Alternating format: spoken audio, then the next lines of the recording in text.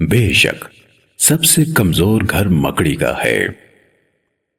عرب میں عورتوں کا احترام اور چار دیواری یعنی گھر کی بہت عزت کی جاتی ہے۔ دشمنی میں عورتوں اور گھر کو نقصان نہیں پہنچایا جاتا۔ قریش کے لوگ رسول اللہ صلی اللہ علیہ وآلہ وسلم کی عادت سے واقف ہیں کہ وہ رات کے آخری پہر کعبے میں عبادت کے لیے جاتے ہیں، لیکن آج ایسا نہیں ہوا۔ قریش مکہ نے دیکھا کہ صبح کی روشنی ہونے کو ہے تو فیصلہ کیا کہ اب رسول اللہ کے باہر آنے کا مزید انتظار نہ کیا جائے، کہیں رات گزر جائے اور ہم اپنا مقصد ہی حاصل نہ کر سکیں، گھر کے اندر داخل ہو کر ہی قتل کر دیا جائے۔ قریش گھر کے اندر داخل ہوئے تو علی کو رسول اللہ کے بستر پر دیکھا۔ علی سے پوچھا، محمد کہاں ہے؟ علی نے اطمینان سے جواب دیا، مجھے کیا معلوم کہ رسول اللہ کہاں ہے؟ قریش کو کچھ سمجھ نہیں آ رہی کہ یہ سب کیسے ہوا۔ وہ تو ساری رات پوری توجہ کے ساتھ پہرا دیتے رہے ہیں، کوئی کیسے جا سکتا ہے؟ انہیں اپنی ناکامی پر شرمندگی بھی ہے اور غصہ بھی۔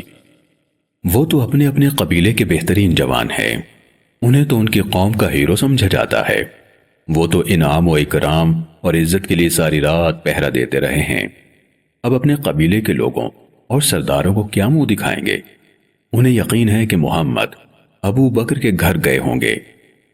وہ ابو بکر کے گھر پر حملہ آور ہوئے ہیں، وہاں جا کر دیکھا کہ نہ محمد ہیں اور نہ ہی ابو بکر۔ اپنی شرمندگی کا غصہ بیچاری اسماء بنت ابو بکر، جن کا زمانہ 595 تا 692 عیسوی جبکہ عمر 98 برس ہے، ان کو تھپڑ مار کر نکالا۔ یہ ہے ان دشمنوں کا ظرف جو ایک لڑکی پر ہاتھ اٹھا رہے ہیں۔ رسول اللہ کا واسطہ کم ظرف اور بے حس دشمنوں سے ہے۔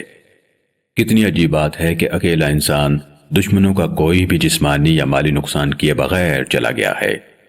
یہ مکے میں رہنے والے تمام قبیلوں کی شکست ہے۔ کسی شاعر نے کیا خوب کہا ہے، یہ وقت کس کی رعونت پہ خاک ڈال آیا، یہ کون بول رہا تھا خدا کے لہجے میں۔ رسول اللہ کی فتح ہی تو ہے کہ مکے کے قریش ایک نہتے انسان کو قتل کرنا چاہتے ہیں، اور وہ اعلیٰ ظرف اس فکر میں کہ انہی لوگوں کی امانتیں میرے پاس ہیں، ان کو ان کے مالکان تک پہنچانا ذمہ داری ہے۔ یہ کیسے لوگ ہیں جو مکے کے سب سے معتبر انسان کی جان کے دشمن ہیں؟ مکے کے لوگ بھی عجیب ہیں، ان میں سب سے سچا کون ہے کسی کو اس بات میں شک نہیں ہے۔ عرب میں سب سے صلح جو کون ہے سب جانتے ہیں، اپنے قول اور وعدے کا اس سے زیادہ کوئی اور پکا نہیں ہے۔ تجارت میں اصولوں کو رائج کرنے والا بھی یہی ہے، خریدار کو بیچنے سے پہلے اس کو مال کے عیب بتانے والا بھی وہی ہے، اس کے چہرے کے وسیلے سے بارش کی دعا کی جاتی ہے۔ مکے کے سب سے معزز گھرانے کا سب سے باکمال فرد بھی یہی ہے۔ ان کے اعتبار کا عالم یہ ہے کہ اپنی امانتیں رسول اللہ کے پاس رکھواتے ہیں۔ ان سب خوبیوں کے باوجود بھی وہ اس کی جان کے دشمن ہیں، صرف اس لیے کہ ان کے باپ دادا کے دین اور روایات سے اختلاف ہے۔ ان تک اللہ کا پیغام پہنچانا ہی اس کا جرم ہے۔ بڑے بڑے سرداروں نے سر جوڑے اور فیصلہ کیا ہے کہ جو کوئی محمد اور ابو بکر کو زندہ یا مردہ مکے واپس لائے گا، اسے 100 اونٹ اور نقد انعام دیا جائے گا، عزت اور سرفرازی اس کے علاوہ ہوگی۔ انہیں تو کسی بھی حال میں کسی بھی قیمت پر محمد چاہیے، اس سے ان کے انتقام کی آگ بھی ٹھنڈی ہوگی اور ان کی عزت بھی بحال ہوگی۔ یہ اعلان جگہ جگہ کیا جانے لگا ہے۔ مکہ اور اس کے گرد و نواح میں لوگوں کو بھیجا گیا ہے، گھڑ سوار یثرب کے راستوں پر بھیجے گئے ہیں۔ اونٹ کے مقابلے میں گھوڑے کی رفتار کا اندازہ کریں، لیکن صحرا میں گھوڑے پر لمبا سفر اپنی موت کو دعوت دینے والی بات ہے۔ انعام اتنا بڑا ہو تو پھر کون رکے گا؟ مکے میں سب اسی کام پر ہیں، سر جوڑے بیٹھے ہیں۔ انہیں سمجھ نہیں آ رہی کہ محمد بن عبداللہ اور ابو بکر کہاں گئے ہیں۔ نہ تو یثرب کے راستے میں ان کا کوئی نشان ملا ہے، نہ وہ مکے کے کسی گھر میں موجود ہیں۔ اتنی جلدی تو کوئی طائف بھی نہیں جا سکتا۔ ہم نے طائف کے سارے راستے بھی چھان لیے ہیں، اگر وہ دونوں ہم سے بچ کر نکل گئے تو ہم کسی کو منہ دکھانے کے قابل نہیں رہیں گے، پھر ہمارا دین اور ہمارے خداؤں کو خطرہ اور بڑھ جائے گا۔ کیا کوئی یمن جانے والے راستے کی طرف گیا ہے؟ ہمیں کوئی راستہ نہیں چھوڑنا چاہیے۔ مکے کے ارد گرد جتنی غاریں ہیں ان کے اندر جا کر دیکھو، وہ ہم سے چھپ نہیں سکتے۔ ابو بکر کا غلام عامر بن فہیرہ دن بھر بھیڑ بکریاں وہیں چراتا رہا جہاں باقی چرواہے جاتے ہیں۔ رات میں وہ ریوڑ لے کر خاموشی سے غار ثور کی طرف آ گیا ہے۔ عبداللہ بن ابو بکر جن کا زمانہ 610 تا 633 عیسوی جبکہ عمر 24 برس ہے، وہ بھی سارا دن مکے میں رہا تاکہ قریش کی ریشہ دیوانیوں اور منصوبہ بندیوں کا علم رہے۔ عبداللہ بن ابو بکر اور اسما بنت ابو بکر کو کھانا لے کر غار ثور میں آئے ہیں۔ عبداللہ بن ابو بکر اور اسما بنت ابو بکر کھانا لے کر غار ثور میں آئے ہیں۔ یہ لوگ جب واپس مکہ روانہ ہوئے تو عامر بن فہیرہ ان کے پیچھے پیچھے بکریوں کا ریوڑ واپس لے آیا ہے تاکہ نرم مٹی پر قدموں کے نشان باقی نہ رہیں۔ دوسرے دن ایک ٹولہ رسول اللہ کو ڈھونڈتے ہوئے ادھر آ نکلا ہے۔ رسول اللہ اور ابو بکر غار ثور میں آرام کر رہے ہیں کہ ان کے کان میں لوگوں کی آوازیں پڑیں۔ ان کا دھیان ادھر گیا تو کچھ افراد پہاڑ پر چڑھتے ہوئے محسوس ہوئے۔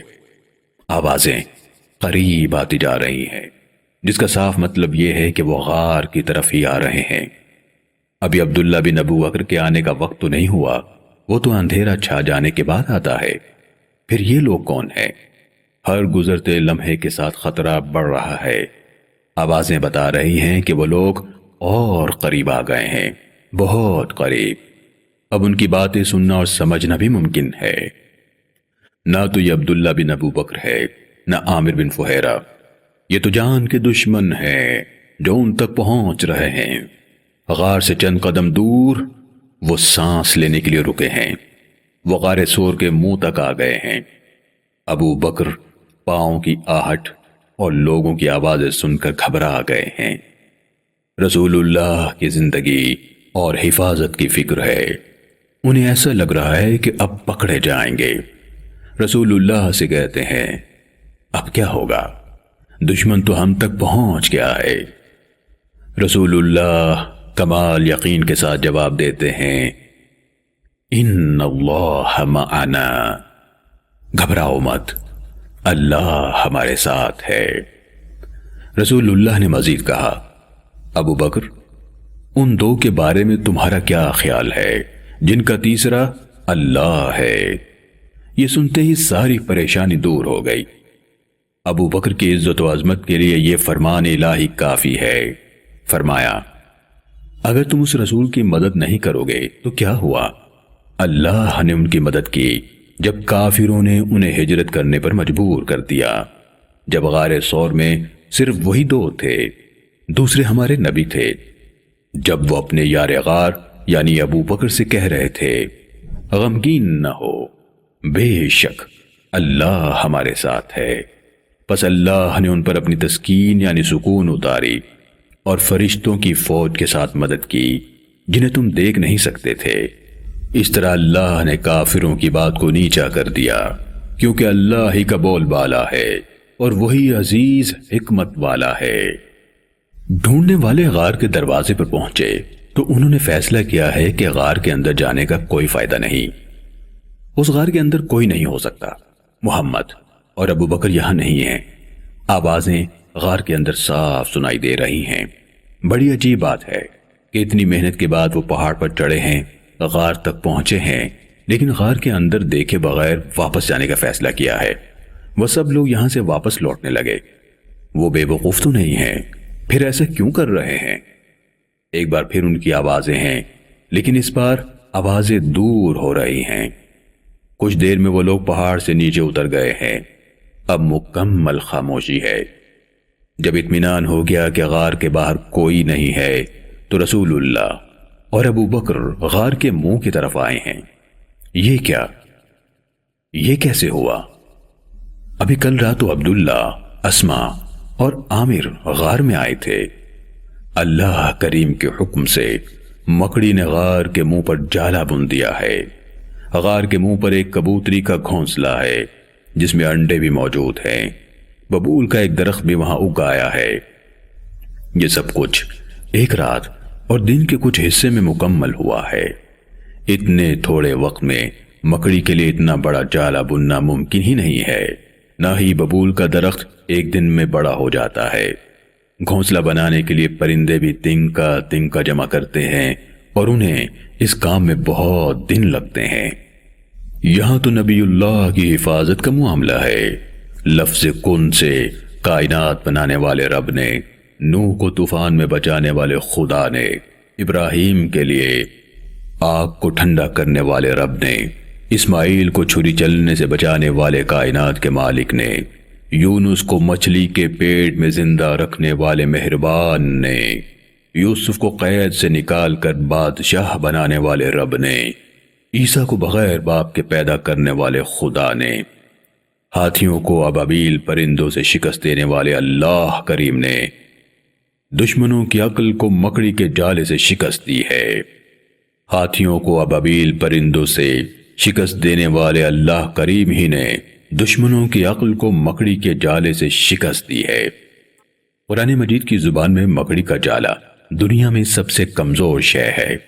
معمولی سا پرندہ بھی گزرے تو جالا قائم نہیں رہتا۔ اللہ کریم کی اس حفاظتی دلیل کے سامنے قریش مکہ بے بس ہو گئے۔ وہ ایک بار پھر ناکام لوٹ گئے ہیں۔ رات ہوئی تو عبداللہ اور اسما کھانا لائے ہیں۔ راستے کا کچھ سامان بھی ہے، اسے باندھنے کے لیے کوئی ڈوری یا رسی موجود نہیں ہے۔ اسما نے اپنے کمر بند کو 2 حصوں میں تقسیم کیا اور کھانے کی چیزیں باندھ دیں۔ اسما بنت ابو بکر یعنی ام المومنین سیدہ عائشہ کی بڑی بہن، ان کو ذات ذوالنطاقین یعنی 2 بند قبا والی کہا جاتا ہے۔ رسول اللہ نے 3 راتیں غار ثور میں گزار لی ہیں۔ اس مرتبہ عبداللہ اور اسما کے ساتھ عامر بن فہیرہ اور بکریوں کا ریوڑ نہیں ہے۔ اس مرتبہ 2 اونٹنیاں اور یثرب لے کر جانے والا عبداللہ بن اریقط ساتھ ہے۔ غار سے باہر نکلتے ہوئے رسول اللہ نے گھونسلے میں موجود کبوتری کے انڈوں کا خیال رکھا ہے کہ انہیں کوئی نقصان نہ پہنچے۔ مکڑی کے جالے کے متعلق کائنات کا رب فرماتا ہے وَإِنَّ أَوْهَنَ الْبُيُوتِ لَبَيْتُ الْعَنكَبُوتِ لَوْ كَانُوا يَعْلَمُونَ، بے شک سب سے کمزور گھر مکڑی ہی کا ہوتا ہے، کاش کسی طرح ان نادانوں کو بھی اس کا شعور ہوتا۔